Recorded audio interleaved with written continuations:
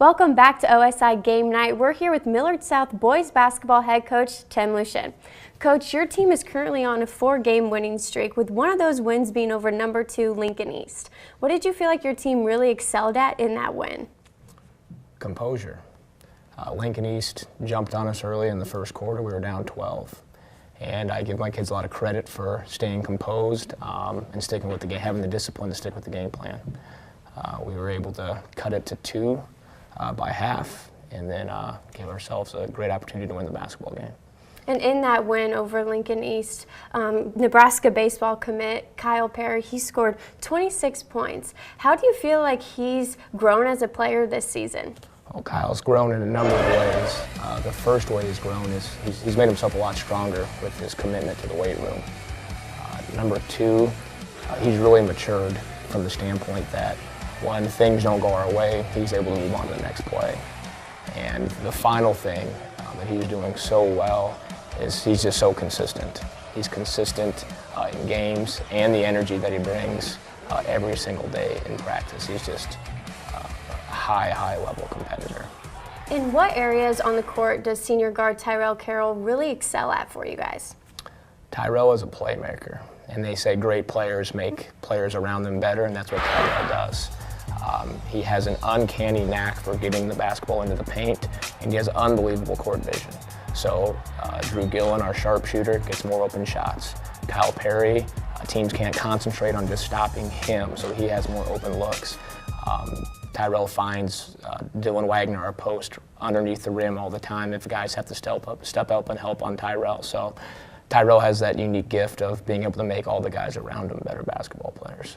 And the majority of your players on the varsity team are seniors and juniors. So how do you feel like that experience has really benefited you guys this season? First of all, I think unselfishness.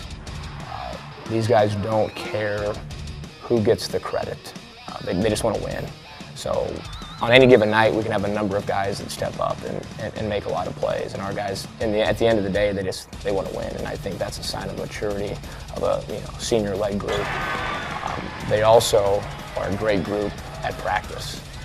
I rarely ever, and our coaching staff rarely ever has to coach effort in practice. So we can just focus on making them better basketball players because they bring it on a regular basis. And that kind of consistency is not something that you get with every group that you have. And your team started the season off with 8 wins, and then you guys lost to rival Millard North, and you've actually lost to the Mustangs 2 times of your 3 losses. Right. So what do you feel like your team has struggled with in those 2 games against Millard North?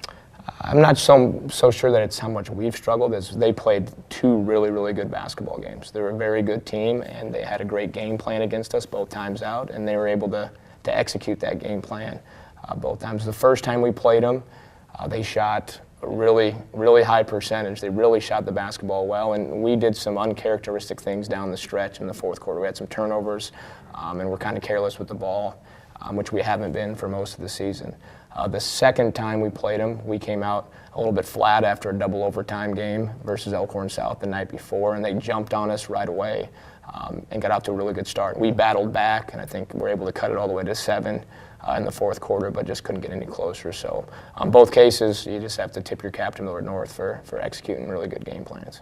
And next week, you guys have a tough matchup against number 3, Omaha Central. What are a few things you know that your players are really going to have to execute in order to get that win? Number 1, they'll have to maintain their composure. It's going to be a big game environment, and Central's capable of scoring points in a hurry. So we'll have to be able to withstand those runs, have the discipline to stick to the game plan, because we're able to make runs of our own as well. And as long as we keep our composure and are resilient when those runs happen, it should be a really fun game. And looking back on last year in the state tournament, your team lost in the first round of the state tournament. So what are a few things you feel like you learned and maybe even the team learned to hopefully get further this year?